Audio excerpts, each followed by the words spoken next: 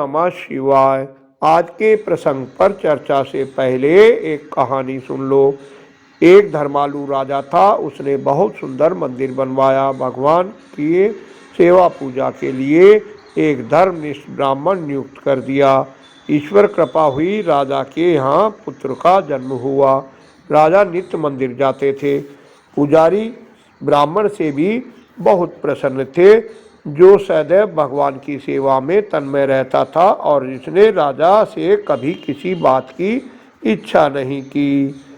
20 वर्ष बाद राजकुमार युवा हुआ तो उसका विवाह हो गया। विवाह उपरांत प्रथम रात्रि में राजा की पुत्रवधू ने देखा, राजकुमार के पास बहुत सुंदर तलवार है। उसने उत्सुकतावश तलवार म्यान से निकाली। अचानक वह तेज धार तलवार उसके हाथ से छूटकर राजकुमार के गले पर जा लगी। राजकुमार की मृत्यु हो गई। उसकी पत्नी घबरा गई। उसने सोचा, पता लगने से मेरे माता पिता की बदनामी होगी, इसलिए चुप रही। प्रातःकाल मंदिर का पुजारी स्नान कर रहा था। तब राजा की पुत्रवधू ने शोर मचा दिया। सबने राजकुमार को मरा देखकर पूछा, ये किसने किया है? तो वह बोली, मैं उसे नहीं जानती, लेकिन वह अभी अभी मंदिर में गया है। सिपाही तुरंत दौड़े और पुजारी को पकड़ लिया। पुजारी ने बहुत कहा, मैं निर्दोष हूँ, मैंने तो कभी राजकुमार का महल देखा भी नहीं है। लेकिन पुजारी की बात किसी ने नहीं सुनी और राजा के सामने पेश किया।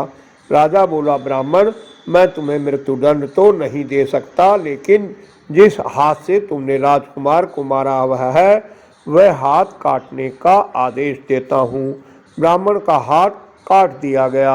आत्मग्लानि और रोष से भरकर ब्राह्मण उस राज्य से चला गया। दूसरे राज्य में जाकर उसने प्रसिद्ध ज्योतिष को अपना हाल बताकर इसका कारण पूछा। ज्योतिष ने कहा, महाराज, पूर्व जन्म में वह राजकुमार कसाई था और उसकी पत्नी गाय और आप तपस्वी ब्राह्मण। एक दिन वह कसाई गाय के पीछे दौड़ा आ रहा था। गाय प्राण बचाने के लिए भाग रही थी। गाय तुम्हारे पास से होकर निकली। कसाई ने तुमसे आकर पूछा, गाय किधर गई है? तुमने मुंह से तो कुछ बोला नहीं, बस हाथ से इशारा कर दिया। कसाई ने आगे जाकर उस गाय को गंगा किनारे पकड़ लिया और मारकर उसका चमड़ा उतारने लगा। तभी शेर आ गया और कसाई को खा गया। उन दोनों की अस्थियां गंगा में बह गई, जिसके प्रभाव से दोनों राजकुमार और राजकुमारी के रूप में जन्म लिया। ब्राह्मण देवता, गाय बनी राजकुमारी के हाथ से पूर्व जन्म के कसाई का वध हुआ और तुमने जिस हाथ से इशारा किया था वह हाथ काटा गया।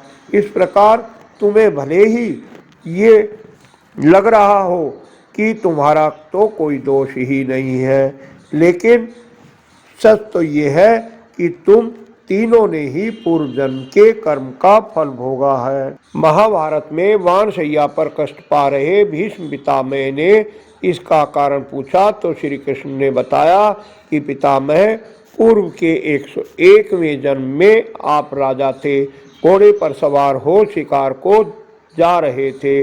मार्ग में मिले सर्प को आपने भाले की नोक से गोदकर कांटों भरी झाड़ी में फेंक दिया था। ये उसी कर्म का फल है। इसी प्रकार भगवान राम द्वारा छुपकर बाली को बाण से मारा गया था। उसी बाली ने शिकारी का जन्म लेकर कृष्ण भगवान को बाण से मारा। इस तरह तुमने देखा, कर्म का फल सबको भुगतना ही पड़ता है। लौकिक मर्यादा का पालन करते हुए स्वयं भगवान ने भी भुगता और भीष्म पिता ने तो 101 जन्म बाद भुगता। इसलिए कोई भी कर्म करने से पूर्व हमें भली भांति विचार कर लेना चाहिए कि हमारे कर्म से किसी को कष्ट ना पहुँचे। मन से, वाणी से या कर्म से धर्म विरुद्ध कोई कर्म ना हो जाए।